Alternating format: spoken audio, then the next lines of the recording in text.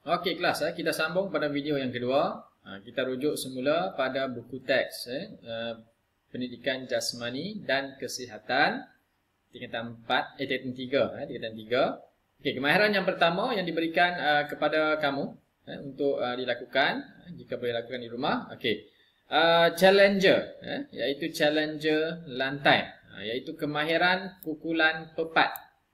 Okey. Ialah pemain akan memukul bola dengan posisi tangan yang dominan.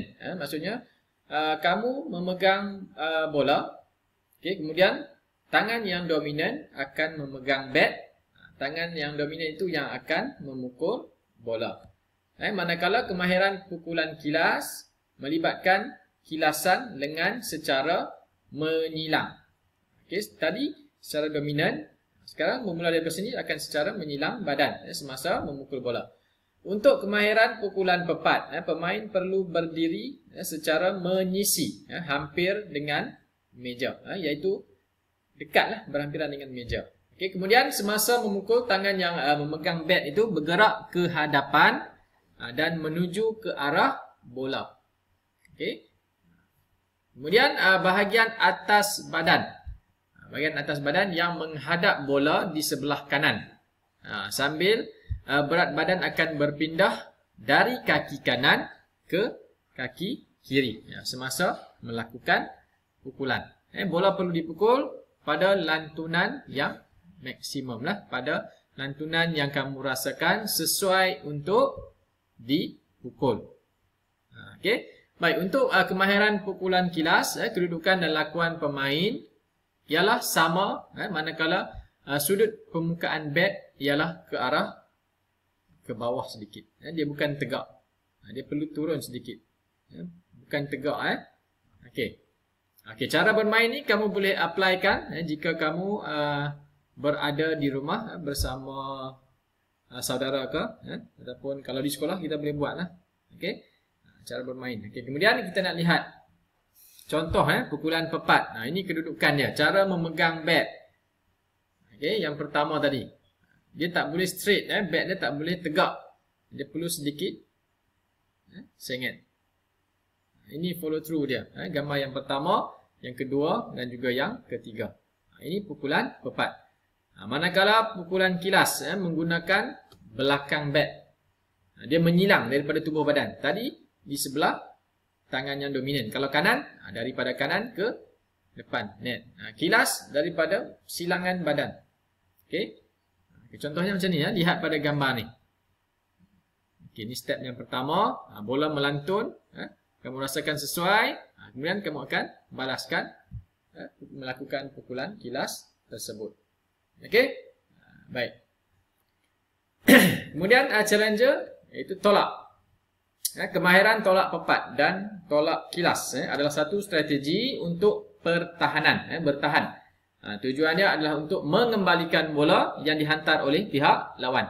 Apabila pihak lawan menghantar bola kepada gelanggang kita, kita akan melakukan tolakan pepat dan juga tolak kilas untuk bertahan. Bagaimana bermainnya? Cara pemain perlu berdiri hampir dengan meja. Kedudukannya perlu hampir dengan meja. Dan mengambil kedudukan menyisi untuk bermain. Sedikit sengit badan dia. Tak boleh tegak macam tu. Okey. Kemudian dengan satu gerakan pendek. Tangan yang memegang bat bergerak dalam satah yang mendatar. Okey. Kemudian menolak bola pada bahagian bawahnya ke arah pihak lawan. Okey. Ini cara bermain. Jika dapat kita lakukan di sekolah, kita akan ikut cara bermain ni. Okey. Baik. Kemudian ini gambaran yang lebih tepat. Pukulan pepat. Okey. Kemudian tolakkan kilas. Ikut step dia. 1, 2, 3. 1, 2 dan 3. Okey. Ini gambaran dia lah apabila melakukan latihan. Jika kita lakukan di sekolah, bolehlah buat macam ni. Kedudukan tangan bagaimana. Okey. Tengok pegangan dia, cara pegang dia macam mana. Okey. Baik, kemudian challenger untuk melakukan servis, kemahiran servis pepat ataupun dan servis secara kilas, backhand. Memerlukan pemain untuk melakukan servis dari belakang meja ke pihak lawan dengan bola melantun di kawasan meja sendiri sebelum ke kawasan meja pihak lawan. Okey, apabila nak serve, kamu perlu lakukan lantunan di meja sendiri dahulu, baru masuk di kawasan meja di sebelah pihak lawan. Okey? Baik, jika servis terkena jaring dan masuk kepada pihak lawan, servis let akan diberi. Bola perlu dilambung semasa melakukan servis. Dan servis akan bertukar tangan setiap dua mata kemenangan oleh mana-mana pihak. Okey? Itu. Begini contoh dia. Pegangan bola, tangan mesti mendatar ni, bola di atas, hayunan, kemudian lakukan servis pepat. Itu arah hadapan. Kemudian cara pegangan untuk servis kilas menggunakan arah backhand. Belakang tangan kita. Okey. Cara pegangannya juga sama. Lantunkan bola, kemudian baru melakukan servis. Ini contoh aktiviti yang boleh dilakukan bagi melakukan servis pepat dan juga servis kilas. Okey, kemudian kemahiran smashy, challenger smashy, satu pukulan yang bertujuan untuk mematikan hantaran bola daripada pihak lawan secara kuat dan juga pantas. Tujuan dia untuk mematikan bola dan kita akan mendapat mata, melakukan smash. Smash ni pukulan yang lebih kuat. Kemahiran ini bukan semata-mata untuk menggunakan kekuatan saja, tetapi kemahiran smash memerlukan pemasaan, teknik dan ketepatan yang betul. Okey, tiga kemahiran ini perlu, pemasaan, teknik dan juga ketepatan. Perlu tepat, masa yang betul dan juga teknik yang betul. Baru dapat mematikan bola tersebut dengan lebih berkesan. Dalam smash secara pepat, arah depan, pemain akan menggunakan bahagian tangan hadapan, sementara smashy kilas pula akan menggunakan bahagian belakang tangan. Macam ni. Ini backhand. Smashy depan macam ni. Okey. Baik. Baik, cara bermain ni ini boleh dipraktikan sesuai dengan yang kita buat di sekolah. Okey. Ini contoh dia. Lantunan bola diterima apabila dihantar oleh pihak lawan. Okey, bila mencapai ketinggian yang maksimum, kamu rasakan sesuai untuk melakukan smash. Okay, terus melakukan smash. Macam ni contoh dia. Pergerakan dia. 1, 2 dan juga 3. Okay, kemudian smashy kilas menggunakan arah belakang tangan. Okay, begini dia punya pergerakan. Bola akan dihantar oleh pihak lawan dan melantun ke gelanggang kamu. Jika kamu rasakan lantunan itu telah mencapai tahap yang maksimum untuk dipukul ataupun melakukan smash, okay, baru kamu lakukan smashy kilas, smash kilas menggunakan backhand. Okay, ini contoh latihan yang boleh dilakukan lah. Okay. Baik, kemudian saya nak berikan sedikit latihan lah, perbincangan okay, apa yang kita dah buat untuk hari ini. Okay, latihan pengukuhan. Okay, soalan yang pertama, berdasarkan kepada gambar yang berikut, kepada dua jenis gambar tadi, kamu cuba nyatakan apakah perbezaan antara kedua-dua lakuan tersebut. Okey. Jawapannya kamu jawab latihan ini di bahagian komen, di posting yang saya buat di bahagian Google Classroom untuk tajuk pingpong. Kemahiran asas pingpong. Kamu akan jawab di situ. Okey. Ini soalan yang pertama.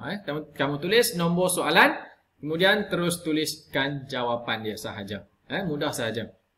Okey, kemudian soalan yang kedua. Manakah antara berikut yang betul mengenai kedudukan tangan semasa melakukan tolakan pepat dan juga tolakan kilas? Okey, kamu lihat pilihan jawapan yang diberikan. Tolakan pepat yang mana satu? Kedudukan tangan yang betul dan juga tolakan kilas. Okay, kemudian soalan yang ketiga. Manakah antara situasi yang berikut sesuai untuk anda melakukan smashy dalam permainan pingpong? Okay, dia nak kamu lihat situasi yang sesuai. Yang mana situasi yang sesuai untuk kamu lakukan smash dalam permainan pingpong? Cuba kamu baca balik Pilihkan jawapan. Kemudian soalan yang keempat, berapakah jumlah mata yang perlu diperoleh oleh seseorang pemain untuk memenangi sesuatu permainan ataupun sesuatu perlawanan pingpong? Okey, ini mudah aja. Baik, kemudian yang kelima, apakah yang akan berlaku apabila bola servis terkena jaring dan melepasi kawasan pihak lawan? Apa yang akan berlaku? Okey, cuba lihat balik kita dah bincangkan tadi. A, B, C ataupun D.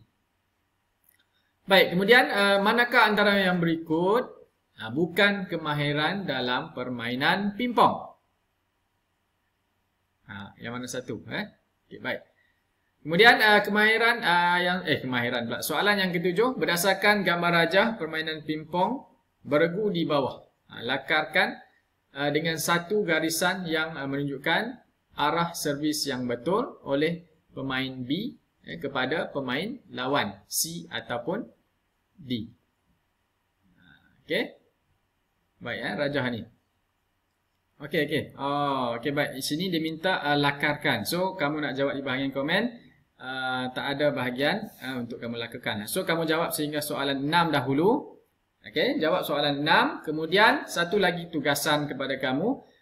Saya minta kamu cari maklumat yang berkaitan dengan undang-undang permainan pingpong.